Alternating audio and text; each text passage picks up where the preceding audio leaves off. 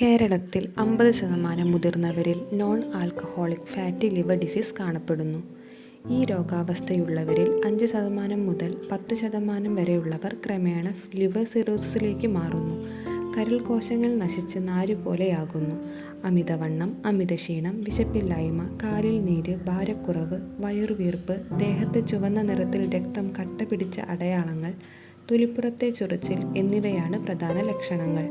Liver function test, FibroScan, CT എന്നീ പരിശോധനകളിലൂടെ liver സിറോസിസിൻ്റെ വിവിധ അവസ്ഥകൾ നിർണ്ണയിക്കാനാകും. ജീവിതശൈലിയിൽ ക്രമീകരണങ്ങൾ വരുത്തണം. രാവിലെ കുളിച്ച ശേഷം ഉടൻ തന്നെ പ്രഭാത ഭക്ഷണം നന്നായി ചവച്ചരച്ച് കഴിക്കണം. ഭക്ഷണത്തിൽ എണ്ണമയം, മൈദ എന്നിവ പരമാവധി കുറയ്ക്കണം. വരക്, റാഗി, ഇലക്കറികൾ, മത്തങ്ങ, കുമ്പളങ്ങ, വെള്ളരിക്ക എന്നീ ഭക്ഷണങ്ങൾ ധാരാളമായി ഉപയോഗിക്കുന്നത് നല്ലതാണ്.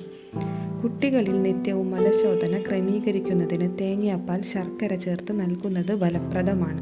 കൃത്യമായ നിദാന പരിവർജനവും പഥ്യാഹാരവും ഔഷധങ്ങളും ശീലിച്ചാൽ ഫാറ്റി ലിവർ ഗ്രേഡ് 2 and 3 ഏകദേശം 3 മാസത്തിനുള്ളിൽ തന്നെ പൂർണ്ണമായും മാറ്റിയെടുക്കാൻ സാധിക്കുന്നതാണ്.